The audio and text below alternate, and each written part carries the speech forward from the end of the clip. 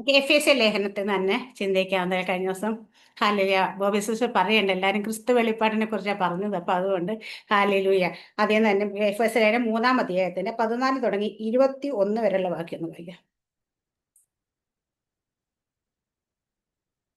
അതുനിമിത്തം ഞാൻ സ്വർഗത്തിലും ഭൂമിയിലുമുള്ള സകല കുടുംബത്തിനും വേർപെരുവാൻ കാരണമായ പിതാവിന്റെ സന്നിധിയിൽ മുട്ടുകുത്തുന്നു. അവൻ തന്റെ മഹത്വത്തിന്റെ ധനത്തിനൊത്തവണ്ണം അവന്റെ ആത്മാവിനാൽ നിങ്ങൾ അകത്തെ മനുഷ്യനെ സംബന്ധിച്ച് ശക്തിയോടെ ബലപ്പെടേണ്ടതിനും ക്രിസ്തു വിശ്വാസത്താൽ നിങ്ങളുടെ ഹൃദയങ്ങളിൽ വസിക്കേണ്ടതിനും വരം നൽകണം എന്നും നിങ്ങൾ സ്നേഹത്തിൽ വേരൂന്നി അടിസ്ഥാനപ്പെട്ടവരായി വീതിയും നീളവും ഉയരവും ആഴവും എന്ത് എന്ന് സകല വിശുദ്ധന്മാരോടും കൂടെ ഗ്രഹിപ്പാനും പരിജ്ഞാനത്തെ കവിയുന്ന ക്രിസ്തുവിൻ സ്നേഹത്തെ അറിയുവാനും പ്രാപ്തരാകുകയും ദൈവത്തിന്റെ എല്ലാ നിറവിനോളം നിറഞ്ഞു വരികയും വേണം എന്നും പ്രാർത്ഥിക്കുന്നു. 20-21 വായിച്ചു. എന്നാൽ നാം ചോദിക്കുന്നതിനും നനയ്ക്കുന്നതിനും അത്യന്തം പരമായി ചെയ്യുവാൻ നമ്മിൽ വ്യാപരിക്കുന്ന ശക്തിയാൽ കഴിയുന്നവന് സഭയിലും ക്രിസ്തു യേശുവിലും എന്നേക്കും തലമുറ തലമുറയായി മഹത്വം ഉണ്ടാകട്ടെ. ആമേൻ. ആമേൻ. ഇത് പൗലോസ് അപ്പോസ്തലൻ മറ്റൊരു പ്രാർത്ഥനയാണ്. എഫെസ്യ ലേഖനത്തിൽ തന്നെ 1-ാം അധ്യായത്തിൽ അദ്ദേഹത്തിന്റെ ഒരു പ്രാർത്ഥന നമ്മൾ കാണുന്നുണ്ട്. നമ്മളൊക്കെ വെളിപ്പാട് പ്രാപിക്കാൻ വേണ്ടിയിട്ടാണ് പ്രാർത്ഥിക്കുന്നത്. നമ്മളെയൊക്കെ വിളിച്ച വിളിയുള്ള ആശ ഇന്നതെന്ന് തിരിച്ചറിയണമെന്നും വിശുദ്ധന്മാർക്ക് അവന്റെ അവകാശ മഹിമാധനം ഇന്നതെന്നും തിരിച്ചറിയാൻ നമുക്ക് വേണ്ടി വ്യാപരിക്കുന്ന അളവറ്റ ശക്തിയുടെ വലിപ്പം തിരിച്ചറിയാൻ എന്നൊക്കെ പറഞ്ഞ് പ്രാർത്ഥിക്കുന്നു. ഹാലയില് അപ്പൊ നമ്മൾ അത് ഹാലയിലെ ക്രിസ്തുവിൽ നമ്മൾ ആരാണെന്ന് തിരിച്ചറിഞ്ഞു കഴിഞ്ഞതിന് ശേഷം ഇത് 2-ാമത്തെ പ്രാർത്ഥനയായിട്ട് നമുക്ക് എഫെസ്യ ലേഖനത്തിൽ കാണാൻ പറ്റും. ഇവിടെ പ്രാർത്ഥിക്കുന്ന പ്രാർത്ഥന ഹാലയില എന്നാൽ പ്രാർത്ഥിച്ചിട്ട് അവസാനം കൺക്ലൂഡ് ചെയ്യുന്ന എങ്ങനെയാണ്? എന്നാൽ നാം ചോദിക്കുന്ന നനയ്ക്കുന്ന അത്യന്തം പരമായി ചെയ്യുവാൻ നമ്മിൽ വ്യാപരിക്കുന്ന ശക്തിയാൽ കഴിയുന്നവന്. ഹാലലൂയ. അപ്പൊ നമ്മൾ ചോദിക്കുന്നത്, നമ്മൾ നനയ്ക്കുന്നത് അതിനൊക്കെ അപ്പുറമായിട്ട്. അപ്പൊ 1-ാം അധ്യായത്തെ തുടക്കത്തിൽ പറഞ്ഞിട്ട് സ്വർഗത്തിലെ സകല ആത്മീയ അനുഗ്രഹത്താൽ നിങ്ങളെ അനുഗ്രഹിച്ചിരിക്കുന്ന ക്രിസ്തുവേശിൽ നമ്മൾ അനുഗ്രഹിച്ചിരിക്കുന്നു. ഇനി അനുഗ്രഹിക്കുമെന്നല്ല, അനുഗ്രഹിച്ചിരിക്കുന്നു. അങ്ങനെയാണെങ്കിൽ ഇവിടെ പറയുന്നത് അത് ആർക്ക് വേണ്ടിയിട്ടാ? എങ്ങനെയത്? പുറത്തു മോളിൽ നിന്ന് ദൈവം കൊണ്ട് തരുമെന്നോ മറ്റാരെങ്കിലും തരുമെന്നല്ല, നമ്മിൽ വ്യാപരിക്കുന്ന അത്യന്ത ശക്തിയെ നമ്മൾ തിരിച്ചറിയണം. ഹാലലൂയ. അപ്പൊ നമ്മുടെ വിടുതല്, നമ്മുടെ ഹാലയിലെ സകല ആവശ്യങ്ങളുടെയും വിടുതൽ എവിടെയാന്ന് വെച്ചാൽ നമ്മളിൽ തന്നെയാണ്. അപ്പൊ നമ്മൾ ആ അത്യന്ത ശക്തി നമ്മളിൽ ഇരിക്കുമ്പോൾ ആ ശക്തിയെ തിരിച്ചറിയണം. ആ ശക്തിയെ വ്യാപരിക്കുമ്പോഴാണ് ഹാലയിലെ വിടുതൽ നടക്കുന്നത്. അതുകൊണ്ട് നമുക്ക് നമ്മൾ വചനത്തിൽ പറയുന്നുണ്ട്, മഹത്വത്തിന്റെ പ്രത്യാശ ക്രിസ്തു നമ്മളായിരിക്കുന്നത്. ക്രിസ്തു എന്ന് വെച്ച് കഴിഞ്ഞാൽ അഭിഷിക്തൻ അഭിഷേകം. ഈ അഭിഷേകം ഉള്ളിടത്ത് നുകങ്ങൾ തകർന്നു മാറണം. നുകം തകരട്ടെ എന്ന് പറയണ്ട. ഹാലലൂയ. സുവിശേഷം നമ്മൾ കാണുന്ന യേശുക്കർത്താവ് പറയും, ഞാനാകുന്നു വഴി, ഞാനാകുന്നു വാതിൽ, ഞാനാകുന്നു സത്യം. ഞാൻ ചോദിക്കുന്നത്, വാതിലാകാൻ മുന്നിൽ നിന്ന ഏതെങ്കിലും വാതിലിന് അടയ്ക്കാൻ പറ്റുമോ? ഇല്ല. പക്ഷെ ഇവിടെയൊക്കെ നമ്മൾ എന്തുകൊണ്ടാണ് നമ്മൾ ഇന്നും ഈ വെളിപ്പാടിലേക്ക് കിടക്കാത്തതാണ് നമ്മുടെ പ്രശ്നം. ക്രിസ്തുവിൽ നമ്മൾ ആരാണെന്ന് തിരിച്ചറിഞ്ഞു കഴിഞ്ഞാൽ നമുക്ക് തന്നിരിക്കുന്ന അധികാരം എന്താ?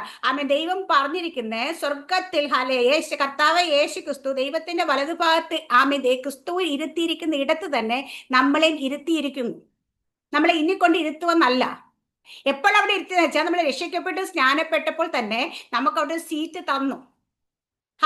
ദൈവത്തിന്റെ മക്കളായി മാറി. നമുക്ക് നമ്മുടെ അവിടെ ഇതിൽ നമുക്ക് ഈ വാക്യത്തെ നമ്മൾ വായിക്കുമ്പോൾ ഇവിടെ കാണുന്നത്, അത് നിമിത്തം ഞാൻ സ്വർഗത്തിലും സകല കുടുംബത്തിനും പേർ വരാൻ കാരണം പിതാവിന്റെ സന്നിധിയിൽ മുട്ടുകുത്തും. അപ്പൊ സ്വർഗത്തിലും ഭൂമിയെ സകല കുടുംബത്തിനും പേർ വരാൻ കാരണമാരാ? സ്വർഗീയ പിതാവ്. ആ ദൈവത്തിന് മുമ്പ് നമ്മുടെ പേരെവിടെയാ? സ്വർഗത്തിൽ എഴുതിപ്പെട്ട് കഴിഞ്ഞു അല്ലെ? ജീവന്റെ പുസ്തകത്തിൽ പേരെഴുതിയിരിക്കുന്നവരല്ല. സംശയം ഉണ്ടാർക്കെങ്കിലും? ഇല്ല. ഇനി അത് മായ്ച്ചു കളയില്ലെന്നൊക്കെ അത് 2-ാമത്തെ കാര്യം. പക്ഷെ എഴുതപ്പെട്ടു. ഹല്ലേലൂയ. അതവിടെ ഉണ്ട്. ഇപ്പം അവിടെ നമുക്ക് ആ പേര് എഴുതാൻ കാരണമായ സ്വർഗീയ പിതാവിന്റെ മുമ്പ് മുട്ടുകുത്തിയിട്ട് പൗലോസ് പ്രാർത്ഥിക്കുന്ന പ്രാർത്ഥന എന്താന്ന് വെച്ചാൽ അവൻ തന്റെ മഹത്വത്തിന്റെ ധനത്തിൽ അവന്റെ ആത്മാവിനെ നിങ്ങൾ അകത്ത മനുഷ്യ ശക്തിയോടെ ബലപ്പെടുക. അപ്പം അവൻ തന്റെ മഹത്വത്തിന്റെ ധനത്തിന് ഒത്തവണ്ണം ആരുടെയാ? ദൈവത്തിന്റെ മഹത്വത്തിന്റെ ധനത്തിന് ഒത്തവണ്ണം നമ്മളെന്താ വേണത്? നമ്മുടെ മനുഷ്യന് ഒത്തവണ്ണം അവന്റെ ആത്മാവിനാൽ. എങ്ങനെയാ? നമ്മൾ ദൈവത്തിന്റെ ആത്മാവിനാൽ നമ്മുടെ അകത്ത മനുഷ്യൻ ശക്തിയോടെ ബലപ്പെടണം. അപ്പൊ എവിടം വരെ ബലപ്പെടണമെന്ന് വെച്ചാൽ ദൈവത്തിന്റെ മഹത്വത്തിന്റെ ധനത്തിന് ഒത്തവണ്ണം നമ്മൾ ബലപ്പെടണം. നമുക്ക് തനിയെ ബലപ്പെടാനല്ല പറഞ്ഞേക്കുന്നേ, ദൈവത്തിന്റെ ആത്മാവിനാൽ ബലപ്പെടണം. പത്രോസിന്റെ ലേഖനത്തിൽ പറയുന്നു, തന്നെ വിളിച്ചവന്റെ നമ്മെ വിളിച്ചവന്റെ മഹത്വത്താലും വീര്യത്താലും ക്രിസ്തുവേശ. അപ്പൊ നമ്മളെ വിളിച്ച ദൈവത്തിന്റെ മഹത്വവും വീര്യവും തിരിച്ചറിയണം. ഞാൻ പറയുന്നത് മനസ്സിലാകുന്നുണ്ടോ? അപ്പൊ ഇവിടെയും പറയുന്നതാ ദൈവത്തിന്റെ മഹത്വം എത്രത്തോളം, ആ ഗ്ലോറി എത്രത്തോളം, അതിനൊത്തവണ്ണം നമ്മൾ ഓരോരുത്തരും ബലപ്പെടണം. എങ്ങനെ ബലപ്പെടണം? ദൈവത്തിന്റെ ആത്മാവിനാൽ നമ്മൾ ബലപ്പെടണം. ഹല്ലേലൂയ. അപ്പൊ ദൈവത്തിന്റെ ആത്മാവിനാൽ നമ്മൾ ബലപ്പെട്ട് വരുമ്പോഴാണ് എന്താ താഴേക്ക് പറഞ്ഞേക്കുന്ന കാര്യങ്ങളൊക്കെ നമ്മൾ ഇന്ന് പ്രകടമായി തുടങ്ങും. അടുത്ത പറയുന്നത് ഹല്ലേലൂയ. എന്നിട്ട് നിങ്ങളുടെ അകത്ത മനുഷ്യൻ ശക്തിയോടെ ബലപ്പെടണം. വെറുതെ ബലപ്പെട്ടാ പോരാ, ശക്തിയോടെ ബലപ്പെടണം. ഹല്ലേലൂയ. മൈറ്റ് അല്ലെങ്കിൽ പവർ എന്നൊക്കെ പറയുന്ന പോലെ പരിശുദ്ധാത്മാവിനെ കുറിച്ച് പറയുന്നത് യേശുക്രിസ്തുവിനെ മരിച്ചവരെ ഉയർപ്പിച്ച ദൈവത്തിന്റെ ആത്മാവ്. ഹല്ലേലൂയ. ആ ആത്മാവ് ഹല്ലേലൂയ ഈ അഖിലാണ്ടത്തെ സകലം സൃഷ്ടിച്ചതിന്റെ ആർക്കിടെക്ട് ആത്മാവിന്റെ ശക്തി. ഹല്ലേലൂയ. ആ ശക്തിക്ക് ആ പുനരുദ്ധാന ശക്തി വ്യാപരിച്ചു കഴിഞ്ഞാൽ ഒന്നിനെയും അടച്ചു വെക്കാൻ പറ്റത്തില്ല, ഒന്നിനെയും പിടിച്ചു വെക്കാൻ പറ്റത്തില്ല.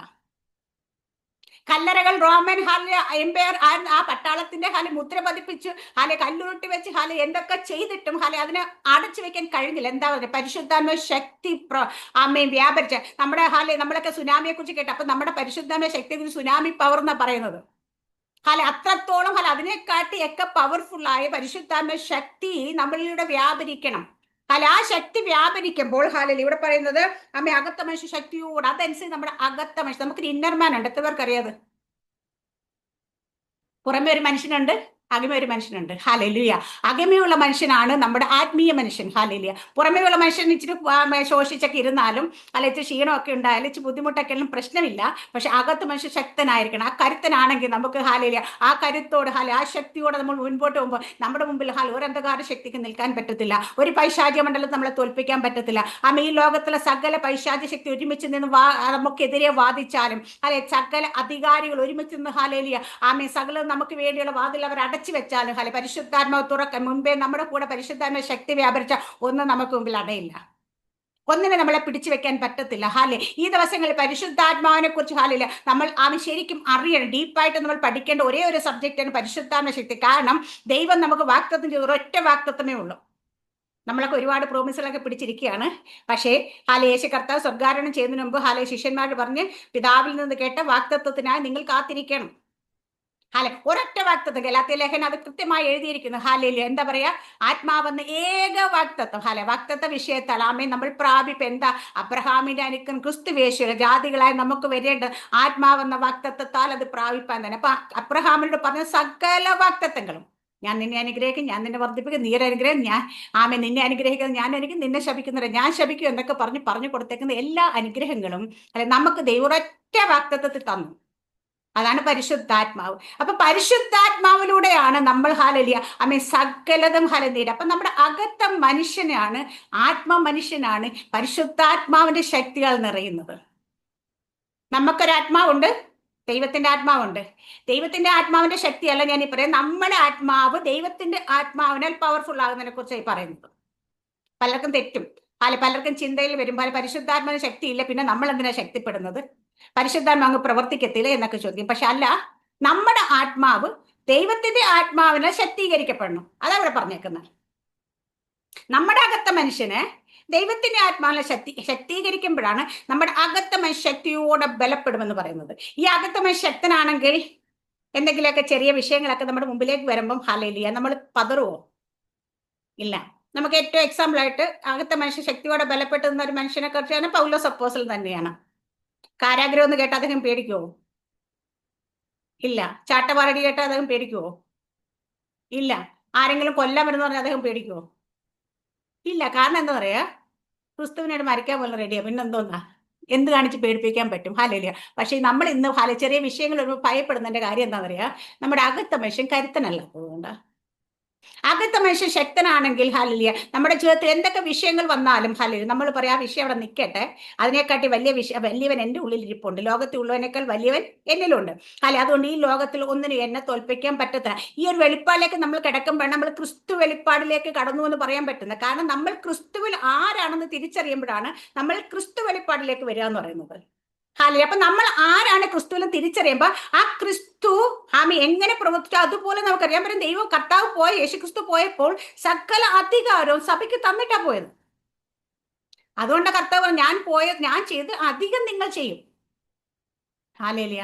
അധികം ചെയ്യാൻ നോക്കിയിട്ട് ചിലപ്പോഴെങ്കിലും ചെയ്താൽ മതിയായിരുന്ന പലരുടെയും ചിന്ത മനസ്സിൽ വരുന്നത്. ഹാലേലിയ. അപ്പൊ ഇതിനകത്ത് ഹാലേലിയ അധികം ചെയ്യണമെങ്കിൽ എന്താ വേണ്ടത്? ഒറ്റ മാർഗമേ നമ്മുടെ അകത്ത് മനുഷ്യ ശക്തിയോടെ ബലപ്പെടണം. അതിനെന്താ? നമ്മളെ വിളിച്ച ദൈവത്തിന്റെ മഹത്വം നമ്മൾ കാണണം. നമ്മുടെ മഹത്വം, നമ്മുടെ കഴിവും, നമ്മുടെ പ്രാപ്തിയും ഒന്നും കാണരുത് അവിടെ. നമ്മളൊരാളെ രോഗി സൗഖ്യമാകട്ടെ എന്ന് പറയുമ്പോൾ നമുക്ക് എന്താ കഴിവുണ്ട് അവരെ സൗഖ്യമാക്കാനായിട്ട്? ഇല്ല. പക്ഷെ നമുക്കറിയാം സൗഖ്യമാക്കുന്ന ഒരുവൻ നമ്മുടെ കൂടെ ഉണ്ട്. ഹാലേലിയ. നമ്മൾ പറയുമ്പോൾ ദൈവത്തിന്റെ ആത്മാവ് അതിന്റെ കൂടെ ട്രാവൽ ചെയ്ത് ആ വചനത്തെ ശക്തിയാക്കി പ്രകടിപ്പിച്ചു കഴിഞ്ഞാൽ, അത് മാനിഫെസ്റ്റ് ചെയ്ത് കഴിഞ്ഞാൽ അവിടെ സൗഖ്യം സംഭവിക്കുക തന്നെ ചെയ്യും. അപ്പൊ നമ്മളുടെ കഴിവ് ഞാൻ ഒത്തിരി പ്രാർത്ഥിച്ചൊന്നുമില്ല, ഞാൻ ഒത്തിരി ബൈബിളൊന്നും വായിച്ചിട്ടില്ല, ഞാൻ ഇന്ന് പഠിച്ചിട്ടില്ല, എനിക്ക് അതിന് പറ്റുമോ എന്ന് ചിന്തിക്കരുത്. അങ്ങനെ ചിന്തിക്കുമ്പോഴാണ് നമുക്കൊന്നും ചെയ്യാൻ പറ്റാത്ത. എനിക്ക് ഒരു കഴിവുമില്ലെങ്കിലും എന്നെ ശക്തനാക്കുന്ന ഒരുവൻ എന്നിലുണ്ട്. അവന്റെ ശക്തിയാണ് എന്നിലൂടെ പുറത്തു വരേണ്ടത്. അല്ല എന്റെ ശക്തിയല്ല, എന്റെ പാരമ്പര്യമല്ല, എന്റെ വിദ്യാഭ്യാസമല്ല, എന്റെ സൗന്ദര്യമല്ല, എന്റെ കഴിവല്ല.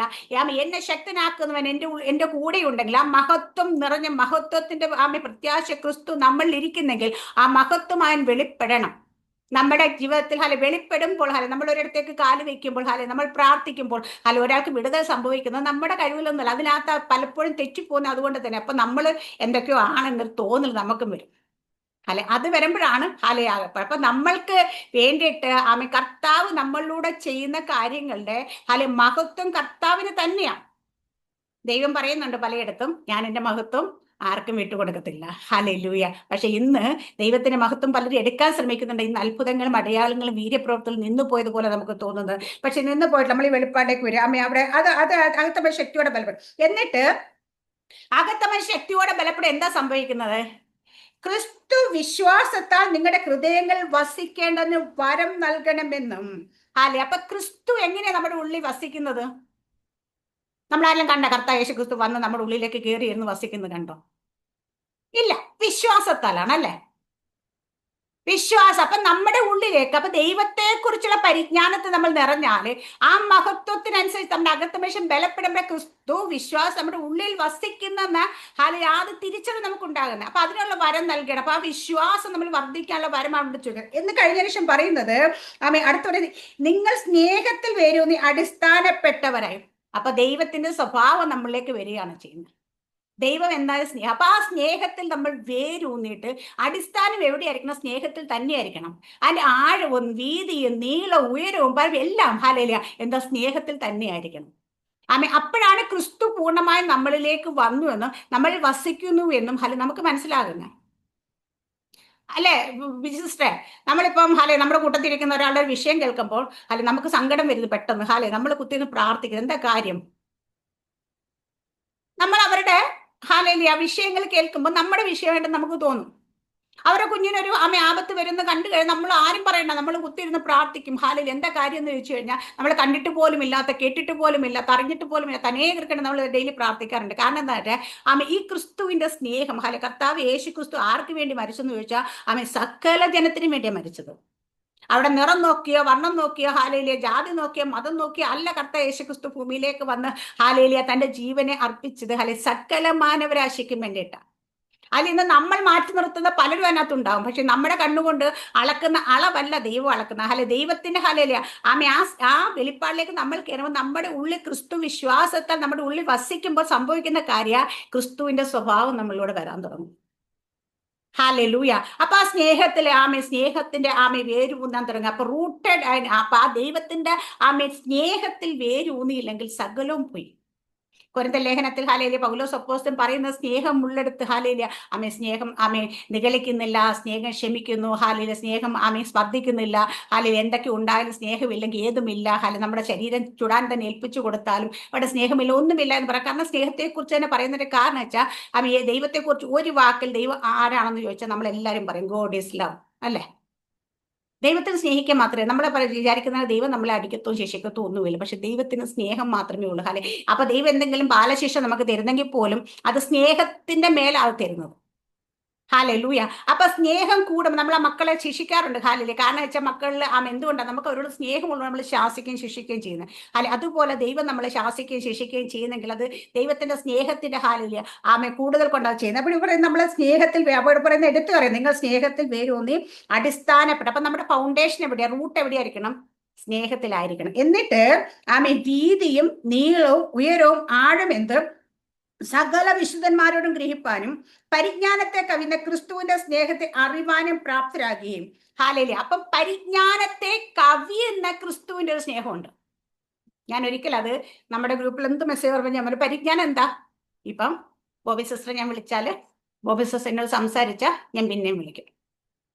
എനിക്കൊരു വിഷമം വന്നാൽ ബോബി സിസ്റ്റർ എന്നെ സഹായിച്ചാൽ ഞാൻ തിരിച്ച് സഹായിക്കും. ഹാലേലൂയ. അല്ലെങ്കിൽ ഞാൻ ബോബി സിസ്റ്റർ നോക്കി ചിരിച്ചാൽ ഞാൻ ബോബി സിസ്റ്റർ എന്നോട് ചിരിച്ചാൽ പിന്നെ വീണ്ടും ചിരിക്കത്തുള്ളൂ. എന്നെ കാണുമ്പോൾ മുഖം തിരിച്ചു നമ്മൾ പോകത്തില്ല. ഇതൊക്കെ നമ്മുടെ പരിജ്ഞാനമാണ്. ക്രിസ്തുവിന്റെ പരിജ്ഞാനം ഇതല്ല. ഹാലേലിയ. ക്രൂശിച്ചവർക്ക് വേണ്ടി കയ്യിൽ ആണിയൊക്കെ അടിച്ച് ക്രൂശിൽ കയറ്റുമ്പോൾ കത്താടുന്ന പ്രാച്യ ദൈവമേ ഇവരറിയാതെ ഇവരോട് ക്ഷമിക്കണമേ എന്ന് പറഞ്ഞു. ഹാലേലിയ. ഇതാണ് ക്രിസ്തുവിന്റെ പരിജ്ഞാനം. ഹാലേലൂയ. ക്രിസ്തുവിന്റെ സ്നേഹത്തിന്റെ പരിജ്ഞാനം നമ്മളെ അതുകൊണ്ട് കർത്താവ് പറഞ്ഞത് നമ്മളെ ദ്രോഹിക്കുന്നവർക്ക് വേണ്ടി, അല്ലെ നമ്മളെ കുറിച്ച് ശത്രുക്കൾക്ക് വേണ്ടി നമ്മൾ പ്രാർത്ഥിക്കണം. നമ്മളെ സ്നേഹിക്കുന്നവർക്ക് വേണ്ടി മാത്രം നമ്മൾ അവരെ സ്നേഹിച്ചു കഴിഞ്ഞാൽ നമ്മളും മറ്റുള്ളവരും തമ്മിൽ എന്താ വ്യത്യാസമുള്ളത്? അപ്പൊ ക്രിസ്തുവിന്റെ ആൾക്കാർ ക്രിസ്തുവിൽ നമ്മളാണെന്ന് അറിയുന്നതിന് ക്രിസ്തുവിന്റെ പരിജ്ഞാനത്തെ കവിയുന്ന സ്നേഹം. നമ്മുടെ ഒരു പരിജ്ഞാനമുണ്ട്. ആ പരിജ്ഞാനത്തെ കവിയുന്ന സ്നേഹം വരുമ്പോഴേ ക്രിസ്തുവിന്റെ സ്നേഹമാകത്തുള്ളൂ. ഇന്ന് എല്ലായിടും പക്ഷെ കണ്ടീഷണൽ ലവ് നമ്മൾ കാണുന്നത്, അല്ലേ? ഈവൻ ചർച്ചിൽ പോയാൽ പോലും എന്താ പറയാ, എവിടെ ചെന്നാലും ഹാലേലിയ, ഫാമിലിയിലാണെങ്കിലും മറ്റുള്ളിടത്താണെങ്കിലും എല്ലായിടത്തും കണ്ടീഷണൽ ലവ് കാണുമ്പോൾ ക്രിസ്തുവിന്റെ സ്നേഹം കണ്ടീഷണൽ അല്ല, അൺകണ്ടീഷണൽ. ഇതാണ് ഹാലേലിയ ആ പരിജ്ഞാനം എന്ന് പറയുന്നത്. ഇവിടെ പറഞ്ഞ ക്രിസ്തുവിന്റെ സ്നേഹത്തെ അറിവാൻ അവിടെ പറയുന്നത് പരിജ്ഞാനത്തെ കവിയുന്ന ക്രിസ്തുവിന്റെ പരിജ്ഞാനത്തിന് അപ്പുറമായിട്ട് നമ്മൾ ലോകം തന്ന ഒരുപാട് പരിജ്ഞാനം നമുക്കുണ്ട്. നമ്മൾ പഠിച്ച വിദ്യാഭ്യാസം കൊണ്ട് നേടി ഒരുപാട് പരിജ്ഞാനം നമ്മൾക്കുണ്ട്. നമ്മൾ ഒരാൾക്ക് കടം കൊടുത്ത് തിരിച്ചു തന്നില്ല, ഹാലേലൂയ, പിന്നെയും കൊണ്ട് കടം കൊടുക്കുവോ? ഇല്ല. പക്ഷെ ക്രിസ്തുവിന്റെ പരിജ്ഞാനം ആ പരിജ്ഞാനത്തേക്ക് സ്നേഹമാണ് നമ്മൾ പിന്നെയും കൊടുക്കണം. ഹാലേലിയ. എപ്പോ എന്ന് ചോദിച്ചാലും നമ്മൾ നോ പറയാതെ കൊടുക്കുന്നതാണ് ഹാലേലിയ ആ പരിജ്ഞാനത്തെ കവിയുന്ന സ്നേഹം എന്ന് പറയുന്നത്. ഹാലേലിയ. ഇവിടെ അതുപോലെ കഴിയുന്ന ദൈവത്തിന്, എന്നിട്ട് അങ്ങനെ വരുമ്പോൾ ദൈവത്തിന്റെ എല്ലാ നിറവിനോളം നിങ്ങൾ നിറഞ്ഞു വരികയും ചെയ്യണമെന്ന് പറയും. അപ്പൊ ദൈവത്തിന്റെ എല്ലാ നിറവിനോളം നമ്മൾ നിറഞ്ഞെന്ന് വെച്ചാൽ ഫുൾനെസ് ഓഫ് ഹോളി സ്പിരിറ്റ് എന്നാ പറയുന്നത്. ഹാലേലൂയ. അപ്പൊ ഫുൾനെസ് ഓഫ് ഹോളി സ്പിരിറ്റ് നമുക്ക് 7 ആത്മാവിനെ കുറിച്ച് ആത്മാവ് 7 ഇത് വരുമ്പോഴാണ് യെശയ്യാ പ്രവചനത്തിൽ പറയുന്ന പോലെ അന്നേരമാണ് ഒരു ഫുൾനെസ് ഓഫ് ഹോളി സ്പിരിറ്റ് ആണ്. അപ്പൊ നമ്മൾ ഇതുപോലെ ക്രിസ്തുവിന്റെ സ്നേഹത്തിൽ എല്ലാ നിറവിനോളം നിറഞ്ഞു വരുമ്പോൾ പരിശുദ്ധാത്മാവിന്റെ നിറവിൽ നമ്മൾ നിറയുമ്പോൾ ആ ശക്തി നമ്മൾ അനുഭവിച്ചറിയുമ്പോൾ അത് നമ്മളിലൂടെ വെളിപ്പെടുമ്പോൾ അവിടെയാണ് 20ഉം 21ഉം വാക്യത്തിൽ പറയുന്നത്, എന്നാൽ നാം ചോദിക്കുന്നതിലും നനയ്ക്കുന്നതിലും ഹാലേലൂയ. ഇവിടെ പറയാം അത്യന്തം പരമായി ചെയ്യുവാൻ നമ്മിൽ വ്യാപരിക്കുന്ന ശക്തിയാൽ കഴിയുന്നവനും. നമ്മൾ മനസ്സിൽ ചിന്തിക്കുന്നതിന് മുമ്പ് നമുക്ക് വേണ്ടിയിട്ട് ദൈവം പ്രവർത്തിച്ചിരിക്കും. ദൈവപ്രവൃത്തി നമ്മൾ കണ്ടിരിക്കും. നമ്മൾ മനസ്സിൽ ചിന്തിക്കുന്നതിന് മുമ്പ് അത് നമ്മുടെ മുമ്പിൽ എത്തിയിരിക്കും. നമ്മൾ ആഗ്രഹിക്കാത്ത ചോദിക്കാത്ത കാര്യങ്ങൾ പോലും ദൈവം നമുക്ക് വേണ്ടി കരുതിയിട്ടുണ്ട്. കാരണം ദൈവം എപ്പോൾ ഇതൊക്കെ കരുതി വെച്ചാൽ നമ്മൾ ലോക സ്ഥാപനത്തിന് മുമ്പ്, നമ്മൾ അമ്മയുടെ ഉദരത്തിൽ ഉരുവാകുന്നതിന് മുമ്പ്, നമ്മൾ ഈ ഭൂമിയിലേക്ക് പിറവി എടുക്കുന്നതിന്, നമ്മൾ കർത്താവിനെ അറിയുന്നതിന് മുമ്പേ ദൈവം നമുക്ക് വേണ്ടി കരുതിയിട്ടുണ്ട്. ഹാലേലൂയ. അത് നമ്മുടെ ജീവിതത്തിൽ ഹാലേലൂയ ഓരോ സാഹചര്യത്തിൽ ടൈം ആകുമ്പോൾ അത് വെളിപ്പെട്ട് വരും. ഹാലേലൂയ. അവിടെ നമ്മൾ ഞാൻ എപ്പോഴും ആലോചിക്കാറുണ്ട് യോസഫിനെ കുറിച്ച്. നമുക്ക് എല്ലാവർക്കും ഇഷ്ടമുള്ളൊരു കഥാപാത്രം യോസഫിനെ കുറിച്ചാണ്. യോസഫിനെ ദൈവം ദർശനം കാണിച്ച് പോകേണ്ട വഴി കാണിച്ചില്ല നമ്മളെപ്പോഴും. പക്ഷെ ആ വഴിയിലൊന്നും യോസഫ് പരാതി പറഞ്ഞതായിട്ടോ കരഞ്ഞ് വിലപിച്ച് നമ്മൾ കാണുന്നില്ല. കാരണം എന്താ വെച്ചാൽ യോസഫിന് ദൈവം കൊടുത്ത ദർശനത്തിൽ ഭയങ്കര വിശ്വാസം ഉണ്ടായിരുന്നു. ഇല്ലേ? എവിടെയെങ്കിലും എഴുതിയിട്ടുണ്ട് കടന്നിട്ട് കരഞ്ഞ് നിലവിളിച്ച് ദൈവത്തോട് പെറുപെറുത്ത് പരാതി പറഞ്ഞു എന്നൊക്കെ എവിടെയെങ്കിലും എഴുതി വെച്ചിട്ടുണ്ടോ വചനത്തിൽ യോസഫിനെ കുറിച്ച് എഴുതുമ്പോ? ഇല്ല.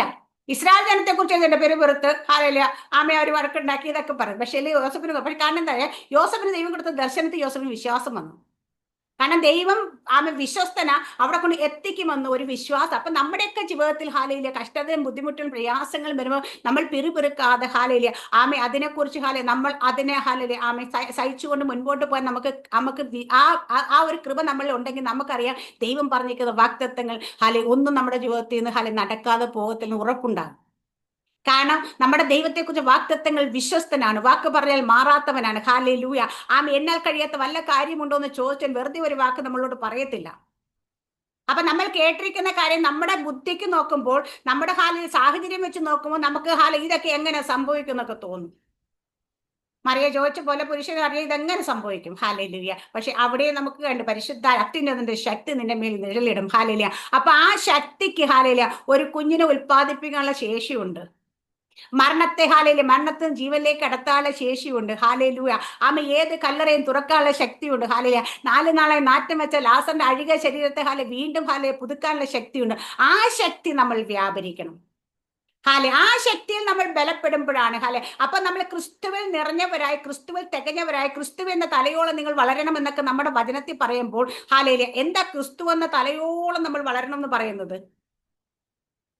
ക്രിസ്തു എന്ന തലയോടെ വളരെ ആ നിറവിനോളം നിറഞ്ഞു വരണമെന്നാണ് ഇവിടെ പറഞ്ഞിരിക്കുന്ന പോലെ. ആ നിറവിൽ നമ്മൾ നിറയണം. ഫുൾനെസ് ഓഫ് ഹോളി സ്പിരിറ്റിലേക്ക് നമ്മൾ എത്തുമ്പോഴാണ് നമ്മുടെ ജീവിതത്തിൽ ഒരു തടസ്സങ്ങളും മുമ്പിൽ നിൽക്കത്തില്ല. ഒരു എന്താ പറയുക, പൈശാചിക മണ്ഡലങ്ങൾ നമ്മുടെ നേരെ നിൽക്കത്തില്ല.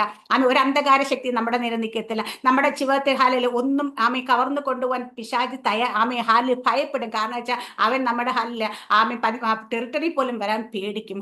കാരണം വെച്ചാൽ അവിടെ ചെന്ന പണി കിട്ടുമെന്നറിയാം. പണ്ട് ഭാര്യാപുരം അപ്പച്ചനെ കുറിച്ച് പറയുന്നുണ്ടെങ്കിൽ അപ്പച്ചൻ റോഡിൽ കൂടെ പോയാൽ റോഡിലൂടെ പോകുന്ന മനുഷ്യന്മാരുടെ ഭൂതവിളവ് പ്രാർത്ഥനാ സ്ഥലത്ത് ഇരിക്കുന്നവർ അപ്പച്ചൻ വീട്ടിൽ നിന്ന് ഇറങ്ങി വഴി ഭൂതം ഇറങ്ങി ഓടും. എന്താ കാര്യം വെച്ചാൽ അപ്പച്ചൻ വന്ന പ്രശ്നമാണെന്നറിയാം. കാരണം വെച്ചാൽ അപ്പച്ചന് മേൽ വ്യാപരി ശക്തി അവർക്ക് തിരിച്ചറിയാം. അതുകൊണ്ട് അപ്പോസ്തലൻ പറഞ്ഞ പൗലോസിനെ ഞങ്ങൾക്കറിയാം, യേശുവിനെ ഞങ്ങൾക്കറിയാമെന്ന് പറയാൻ. അപ്പൊ നമ്മൾ ഓരോരുത്തരെയും പിശാചിനെ അറിയാം. നമ്മൾ വ്യാപരി ശക്തി അവൻ അറിയാം കേട്ടോ, നമുക്കറിയത്തില്ലെന്നേ ഉള്ളൂ. ഹാലേലിയ. അവൻ അറിയാം അതിനെക്കുറിച്ച്. അപ്പൊ അതുകൊണ്ട് ഈ ദിവസങ്ങളിൽ നമ്മൾ ക്രിസ്തു എന്ന തലയോളം വളരണമെന്ന് ആഗ്രഹിക്കുന്നവർ ഹാലേലിയ പരിശുദ്ധാത്മാവിനെ പ്രാപിക്കണം, ഈ അത്യന്ത ശക്തിയാൽ നിറഞ്ഞു വരണം. അപ്പൊ നമ്മളെ വിളിച്ച ദൈവത്തെക്കുറിച്ച്, ആ വിളിച്ചവന്റെ മഹത്വത്തെ ഒന്ന് തിരിച്ചറിയണം. തിരിച്ചറിഞ്ഞിട്ട് നമ്മുടെ അകത്തമ ശക്തിയോടൊന്ന് ബലപ്പെടണം. ഹാലേലിയ. നമ്മൾ ആ സ്നേഹത്തിൽ ഒന്ന് ഹാലേലിയ ആഴത്തിൽ വേരൂന്നണം. ക്രിസ്തുവിന്റെ പരിജ്ഞാനത്തെ കവിയുന്ന ക്രിസ്തുവിന്റെ സ്നേഹത്തെ നമ്മൾ നിറഞ്ഞു വരണം. ഇത്രയും കാര്യങ്ങൾ നമ്മുടെ ജീവിതത്തിൽ സംഭവിച്ചു കഴിഞ്ഞാൽ നിങ്ങൾ പ്രാർത്ഥനാ റിക്വസ്റ്റ് പറയാനായിട്ട് ഉണ്ടാകത്തില്ല. നിങ്ങളുടെ ജീവിതത്തിൽ ഒരു പ്രെയർ റിക്വസ്റ്റ്, സിസ്റ്റർ എനിക്കൊരു വിഷയം ഉണ്ടെന്ന് പ്രാർത്ഥിക്കണമെന്ന് പറയില്ല. കാരണം ഈ വിഷയം നിങ്ങൾ ചിന്തിക്കുന്ന മുമ്പ് അതിനുള്ള മറുപടി ദൈവം തന്നിരിക്കും. ഇവിടെയൊക്കെ പലരും ഇരിക്കുന്നത് വർഷങ്ങളായിട്ട് പ്രാർത്ഥിച്ചുകൊണ്ടിരിക്കുന്നവരുണ്ട്. വർഷങ്ങളായിട്ട് വിടുതൽ ആഗ്രഹിക്കുന്ന പല വിഷയങ്ങളും ഇന്നും അടഞ്ഞിരിക്കുന്ന പോലെയുണ്ട്. ഈ അടഞ്ഞിരിക്കുന്ന തുറക്കാനായിട്ട് പുറത്തുനിന്നൊരു അഭിഷിക്തൻ വന്ന് തുറന്നാൽ ചിലപ്പോൾ അഭിഷേകത്തിന്റെ മേൽ അഭിഷേകത്താൽ താൽക്കാലികത്തേക്ക് വാതികൾ തുറന്നിരിക്കും. പക്ഷെ അത് സ്ഥിരമായൊരു തുറപ്പ് നിങ്ങളുടെ ജീവിതത്തിൽ വെളിപ്പെടണമെങ്കിൽ ആ അഭിഷേകം നിങ്ങളിലൂടെ വ്യാപരിക്കണം. ഹാലേലിയ. മറിയ എലിസബത്തിനെ കണ്ട് വന്ദനം ചെയ്തപ്പോൾ എലിസബത്തിന് ഉദരത്തിൽ കിടന്ന പിള്ള തുള്ളി എന്നാണ് നമ്മൾ എഴുതിയേക്കുന്നത്. അവിടെ പരിശുദ്ധമായ ശക്തി അങ്ങോട്ടും ഇങ്ങോട്ടും ഹാലേലിയ എൻകൗണ്ടർ ചെയ്ത് അവിടെ ഹാലേലിയ. അതുപോലെ നമ്മളുടെ പരിശുദ്ധാത്മ ശക്തി പരിശുദ്ധാത്മ ശക്തി എൻകൗണ്ടർ നടക്കണം. മാനിഫെസ്റ്റേഷൻ നടക്കണം. അപ്പോഴാണ് ഇരുട്ടിന്റെ ശക്തി വിട്ട. ഇതിന് നമ്മൾ നമ്മുടെ ഉള്ളം നിറയണം. ഹാലേലിയ. അതോടെ ദാഹത്തോടെ ഹാലേലിയ ദൈവത്തിന്റെ ആത്മാവിൽ ദിവസങ്ങൾ നിങ്ങൾ നിറഞ്ഞു വരുമെങ്കിൽ നാം ചോദിക്കുന്നത് എനിക്ക് അത്യന്തപരമായി നമ്മിൽ വ്യാപരിക ശക്തിയാൽ കഴിയും. അതാണ് നമ്മുടെ ക്രിസ്തു എന്ന തലയോളം നമ്മൾ വളർന്നു വരിക എന്ന് പറയുന്നത്. ക്രിസ്തു എന്റെ ഈ വെളിപ്പാട് നിന്ന് തന്നെ പറയണമെന്ന് ബോബി സിസ്റ്റർ ആഗ്രഹം പ്രകടിപ്പിച്ചുകൊണ്ട് ഈ വചനഭാഗം എടുത്തത്. ഈ വചനത്തെ ദൈവം എല്ലാവരും നിങ്ങൾ അനുഗ്രഹിക്കുമാറാകട്ടെ. എനിക്ക് തന്ന സമയം കഴിഞ്ഞ് അതുകൊണ്ട് നിർത്തുകയാണ്. ഈ കുറച്ചും കൂടെ പറയണമെന്നുണ്ട്, പക്ഷേ എങ്കിൽ സമയം നമ്മൾ പാലിക്കണമെന്നുള്ളത് കൊണ്ട് നിർത്തുക. ഈ വചനത്തെ എല്ലാവരും അനുഗ്രഹിക്കട്ടെ. ആമേൻ. സ്തോത്രം. God bless you.